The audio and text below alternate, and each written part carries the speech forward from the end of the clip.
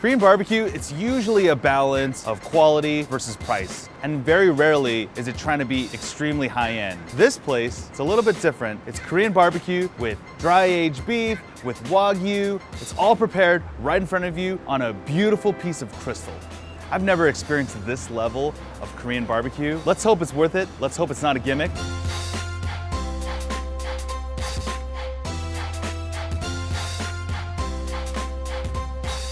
We're at one of New York's, if not New York's, most expensive Korean barbecue restaurant, and I think the centerpiece is this amazing crystal grill. What's going on here? It hits a higher temperature than any other grills. So this thing just sears it as soon as the meat hits the grill, like Yeah. steam just coming out everywhere. So we heat it up first. So when it hits the highest temperature, we place the steak on there, and it sears it very well, and it will block the juice of the meat to, stay in there. I like so the when you eat blockage it, of juices. That's good. How do you guys get this thing? we actually get it from Korea because we customize the grills, the shape of it.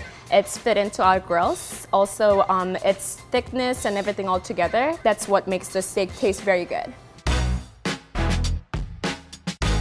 So tell me about the Wagyu beef that you guys are using. Wagyu is a mixed breed of American Black Angus and Yeah. also Washu.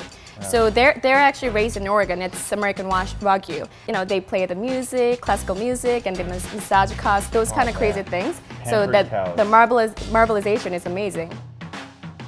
Oh my god, just like pure beef tallow is just like, it's this amazingly thin layer covering the top of this dome. Amazing marble. We actually have a down draft system too. Yeah. The smoke goes into this whole. So I'm not gonna have the glorious Korean barbecue smell when I leave. That's what I want though. Wow, that's seared really quickly. I'm really impressed. And there's no marinade on this. So, I mean, you don't get any caramelization really from any of the sugars or any marinade. It's just perfect Maillard reaction. It's so gangster just using a knife right on the grill.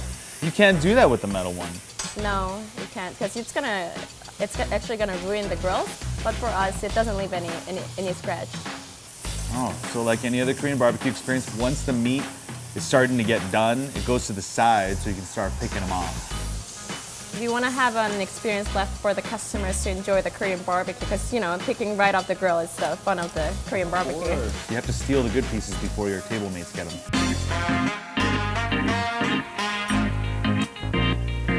That's one of the purest beef flavors I've ever gotten from a Korean barbecue grill.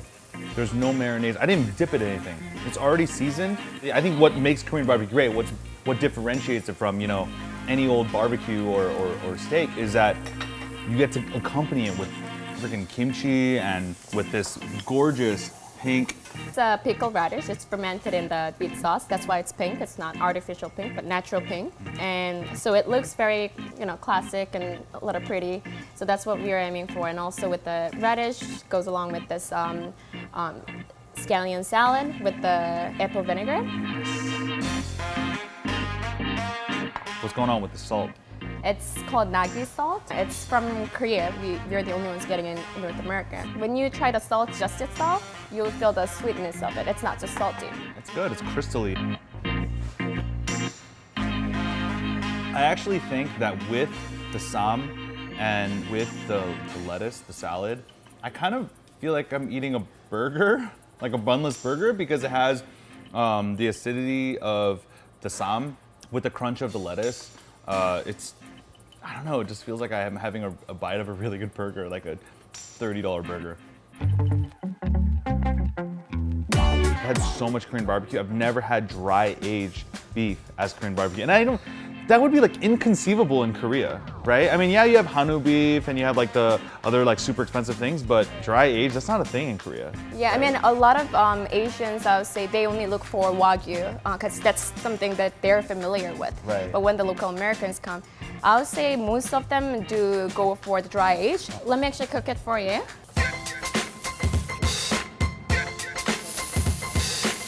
Oh, yeah. As soon as it flips over, you can definitely tell that it's dry aged. You get that waft of funk right in your face. That is something I'm not used to. Like Korean barbecue is always, it's just fresh meat. And that's the hallmark of it. Look at that, she's expertly cutting the cap off, or as Nick Solaris would say, the margin. And of course we have the mild reaction in full effect here.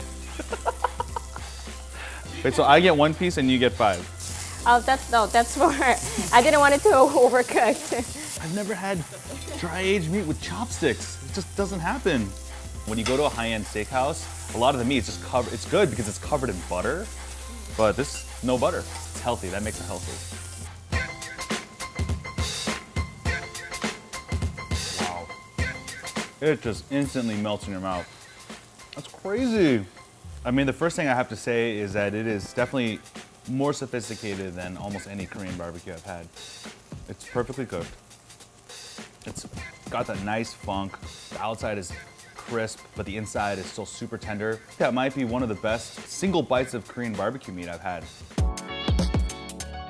If you guys like what you saw and you want to see more, Click here. I'm sorry. That's so funny. so I think these 4 dishes are the fundamental courses of a Korean Chinese fusion menu.